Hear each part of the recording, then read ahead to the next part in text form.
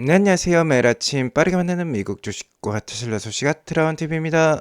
미국 시장은 지정학적 우려가 불거지면서 목요일장 하락을 보여주었어요. 하지만 테슬라 주가는 상대적으로 잘 버티는 모습이 나왔는데요. 어제 사이버캡의 첫 생산과 출고 소식이 있었죠. 아무래도 이에 대한 기대감 때문에 테슬라 주가가 잘 버틴 것 같은데요. 테슬라는 사이버캡으로 두 마리 토끼를 잡을 것 같습니다. 그리고 사이버캡을 통해서 로봇택시 혁명이 일어날 것 같은데요. 이 혁명이 대단한 이유 세 가지를 알려드리도록 하겠습니다. 오늘도 이 사이트 가득한 소식이 많으니까 시청하시기 앞서 구독과 좋아요 알람 설정 꼭 눌러주세요. 2월 18일 수요일장에는 나스닥이 0.78% 오르면서 반등세를 보여주었는데요. 목요일장 이내 하락을 하면서 계속해서 재미없는 미국 시장이 펼쳐지고 있어요.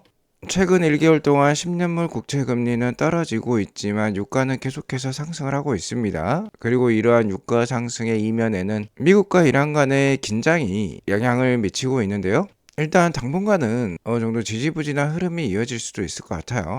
최근에 미국 시장이 재미없는 이유, 일단 지난 4월 달부터 이렇게 V자 반등이 일어나면서 현재는 이에 대한 소화 과정이 이어지고 있죠. 최근 상대적으로 한국의 코스피 지수는 강세인데요. 미국을 대표하는 빅테크 기업들의 캐펙스 투자가 올해도 상당할 것 같은데 이러한 이유 때문인지 미국의 빅테크 기업들로부터 한국의 삼성전자나 SK하이닉스 쪽으로 투심이 몰리고 있다라고 볼 수 있겠습니다. 그리고 이에 더불어서 미국과 이란이 전면전을 펼칠 수도 있다라는 우려감이 나오고 있어요. 현재 미국은 항모전단을 이란 앞바다까지 진행을 시킨 다음에 언제든지 공격할 준비 태세를 갖추고 있는데요. 이란의 핵 프로그램과 관련해서 이란이 합의를 안 하면 10일 이내에 공격을 할 수도 있다라는 얘기를 하고 있어요. 어쨌든 이러한 지정학적 갈등은 투자자들의 공포감을 불러일으킨다라고 볼 수 있겠고 공포와 탐욕 지수는 39까지 떨어지면서 어느덧 공포 수준에 다다랐습니다. 자, 하지만 트럼프 대통령은 굉장히 미국 주가에 예민한 분이에요. 특히 지난해 4월 달에 미국 증시가 대대적인 반등을 할 때도 신호를 주었었죠.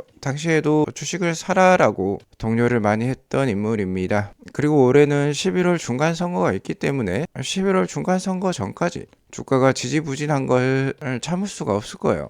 특히 5월 달이면 연준장이 케빈 워시로 교체될 예정에 있는데 트럼프의 최측근 인사라고 볼 수 있습니다. 그러면 금리 인하가 시작될 것이고 이에 따라서 주가가 부양이 되면 뭔가 자신의 공으로 돌릴 수도 있을 거예요. 아무튼 상반기 주가가 지지부진하지만 하반기에는 대대적인 반격이 일어날 수도 있다라는 점은 염두를 해두고 투자를 이어갈 필요가 있겠습니다. 그리고 한국 시간 이번 주 금요일 저녁에는 미국 GDP와 12월 PCE 지수 발표가 있을 예정인데요. 일단 시장 예상으로는 물가 지수인 PCE 지수는 이전 대비 좀 올라갈 것으로 예상을 하고 있고 4분기 GDP 지수는 3분기보다 좀 떨어질 것으로 예상을 하고 있어요. 물가가 오르는 것은 금리 인하 확률이 떨어진다라는 것을 의미를 하고요. 경기가 좀 나빠지는 것은 금리 인하 가능성을 높이는 이유라고 볼 수 있겠죠. 뭔가 서로 상쇄되는 지표 발표가 있을 것 같은데 물론 뚜껑을 열어봐야 알 수 있습니다. 서로 이렇게 경기와 물가가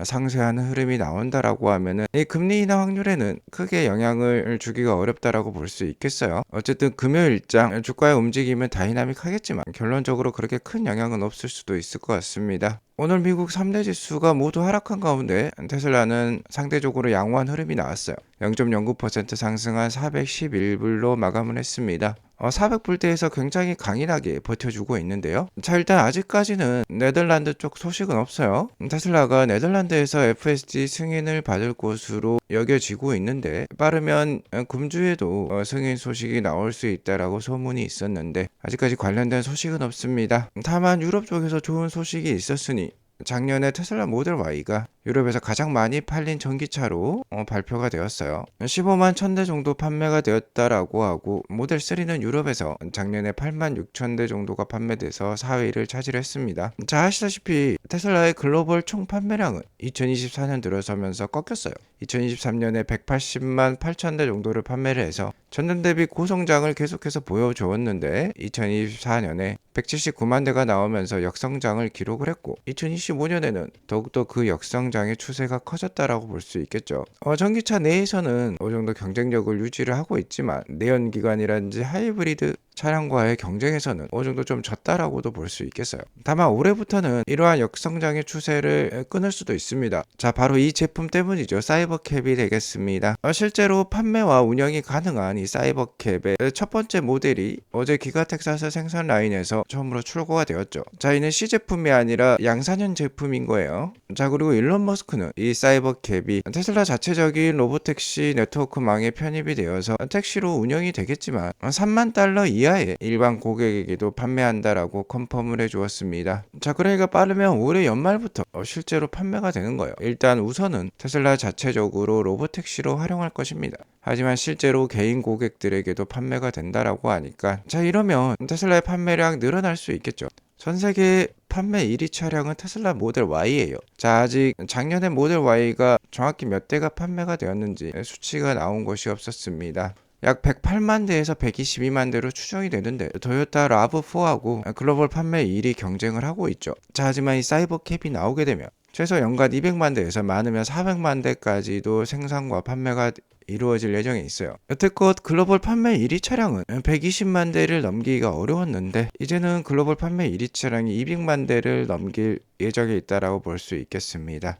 당연하죠. 자율주행 차량인데 가격이 3만 불 이하입니다. 불티나게 팔릴 수 있어요. 특히 택시 사업을 하고 있는 B2B 사업자들에게 굉장히 많이 판매가 될 수 있겠죠. 물론 사이버캡 램프업 수준에 달려 있습니다. 올해 빠르게 램프업이 진행이 된다라고 하면은 정말 올해부터라도 그간의 역성장 추세를 끊고 다시 순성장하는 그러한 추세로 나아갈 수 있겠어요. 그러면 이 테슬라 사이버캡을 통해서 첫 번째 토끼인 판매량 성장 추세를 다시 한번 테슬라가 맞이할 수 있겠죠. 자, 이러한 사이버캡의 출시는 이동수단의 새로운 진화라고 어제 말씀을 드렸습니다. 그 이유 세 가지에 대해서 좀 더 자세히 말씀을 드리면요. 자, 첫 번째로 인류 자동차 역사상 최초로 스티어링 휠이나 페달이 없는 2인승 차량이라는 점이 되겠습니다. 자, 글로벌에 100만 대 이상 팔리는 차량 중에 핸들과 페달이 없는 모델이 있습니까? 없죠. 글로벌 판매를 견인할 글로벌 1위 모델이 될 것인데 그 판매량이 무려 200만 대에서 400만 대에 이르를 예정에 있습니다. 엄청난 진화와 혁신이라고 볼 수 있겠죠. 자, 그리고 이에 더불어서 200만 대, 300만 대 생산해내려면 기존의 모델 Y와 다른 생산 방식이 필요해요. 그게 바로 언박싱 프로세스라고 볼 수 있겠는데 전통적인 컨베이어 벨트 방식에서 벗어나는 프로세스죠. 자, 이에 따라서 5초마다 한 댕씩 생산을 할 수 있는 생산 캐파에 이르를 것이라고 합니다. 그리고 일론 머스크는 이 언박싱 프로세스를 이미 공개를 했어요. 이러한 특허는 오픈 소스라고 합니다. 누구나 베껴서 사용할 수 있는데 따라하기가 어렵기 때문에 알려주어도 따라하기 어렵기 때문에 테슬라가 이렇게 자신감 있게 공개를 하는 거예요. 현재 모델 Y는 34초에 한 대씩 나온다라고 합니다. 하지만 사이버캡 한 대는 이제 5초 이내로 한 대씩 생산이 될 예정에 있어요. 테슬라는 이를 위해서 부품 수를 최소화하고 소재도 혁신을 하고 생산 공정에 사람이 최소화될 수 있도록 언박스드 프로세스를 만들었다라고 해요. 자, 그리고 현재 사람이 배치되어 있는 공정에도 추후에 옵티머스를 배치할 수 있게 염두를 해두었다라고 합니다. 그렇게 되면 정말 5초에 한 대씩 나올 수가 있겠죠. 자, 물론 이 점은 유의해야 합니다. 일론 머스크가 얘기를 했지만 Initial production is always very slow. 그러니까 올해 4월부터 생산은 당연히 되는 건데요. 초기 램프업은 매우 느릴 수 있다라는 점이 되겠어요. 하지만 결국에는 S커브를 따르면서 5초 이내에 한 대씩 나오게 될 예정에 있습니다. 자, 그리고 사이버캡이 정말 혁신적인 이유 세 번째는요. 바로 무선 충전이 되겠어요. 자, 아직까지 무선 충전이 되는 전기차는 없습니다. 사이버캡이 최초가 될 것 같고요. 이 무선 충전이 되는 차량이 무려 100만 대에서 400만 대까지 이르른다는 게 충격적이라고 볼 수 있겠어요. 여기 보시면 사이버캡이 있고 무선 충전 패드가 있는데요. 이렇게 진행이 되는 거죠. 네, 무선 충전이 되는 모습이 나오고 있습니다. 배터리가 차고 있죠. 이게 바로 사이버캡이에요.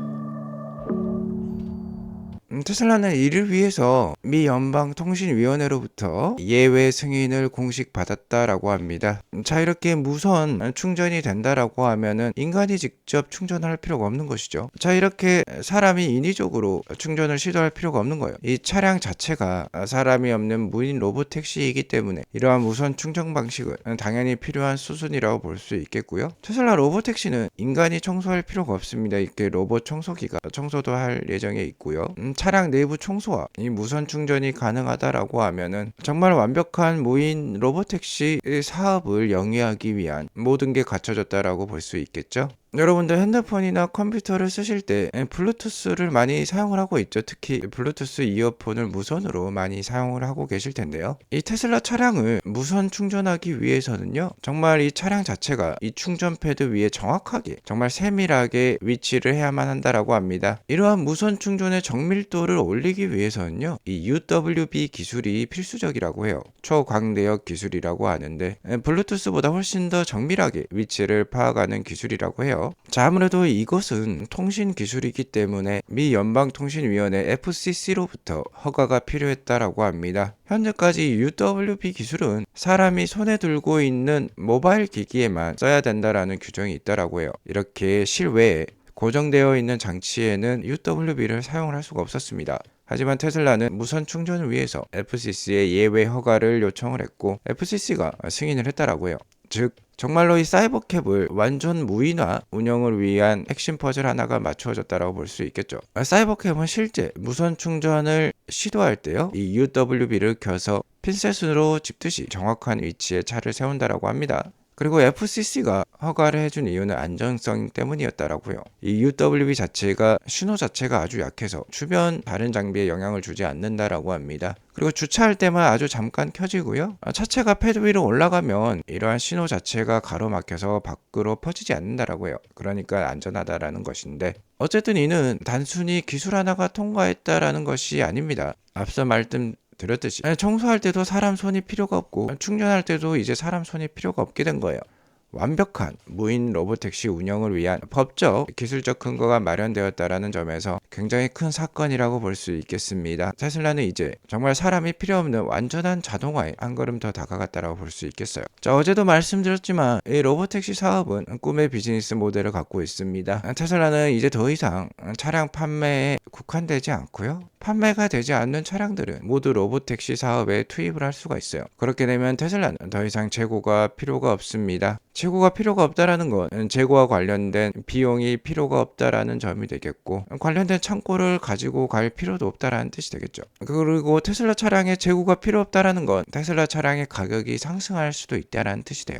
수요는 많지만 공급이 제한되었다라는 뜻이 되니까 테슬라는 더 이상 가격을 너무 낮게 가져갈 필요가 없게 되는 것입니다. 물론 초반에는 로보택시 보급을 위해서, 그리고 구독 경제 완성을 위해서 차량 가격 자체는 싸게 가져갈 수 있을 거예요. 자, 그런데 이에 더불어서 이 로보택시가 운영이 될 때 이러한 충전과 관리를 위해서 사람 손이 필요 없다라는 건 운영 비용 자체도 굉장히 줄어들 수 있다라는 것을 의미한다라고 볼 수 있겠죠. 일론 머스크가 작년에 책정된 2025년 CEO 보상안을 받기 위해서는 FSD 1천만 대 구독이 필요한데요. 구독에 따른 순이익이 현재 테슬라가 만들어내는 연간 순이익에 버금가는 수준이라고 말씀드렸습니다. 물론 나중에는 이 1천만 대를 훌쩍 뛰어넘을 거지만, 여기에 더불어서 우리가 한 가지 관가한 게 있는데 바로 이게 되겠죠. 테슬라는 사이버캡을 일반 고객에게 판매할 예정에 있고, 고객들은 대부분 자가용으로 운영하는 것이 아니라요, 사업용으로 운영을 하게 될 것입니다.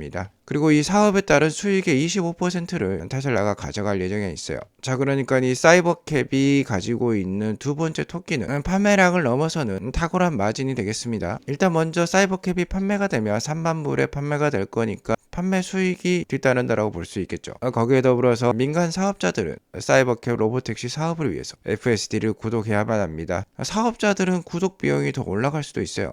이에 따라서 테슬라는 사이버캡을 통해서 구독 수익을 올릴 수가 있고요. 마지막으로 사업 수익 커미션 25%를 추가적으로 가져가게 됩니다. 자, 최소한 테슬라 투자는 2030년까지 이어져야만 한다라고 생각하는데요. 2030년이 되면 사이버캡이 연간 400만 대도 팔릴 수가 있을 거예요. 엄청난 수익이 예상이 되고 있습니다. 계속해서 아트라운TV와 함께 테슬라의 성장을 함께 하시면 좋겠어요. 오늘 이것으로 방송을 마치겠고요. 방송이 도움이 되었으면 구독과 알람 설정 꼭 눌러주시기 바라겠습니다. 행복한 하루 보내시기 바라겠습니다. 감사합니다.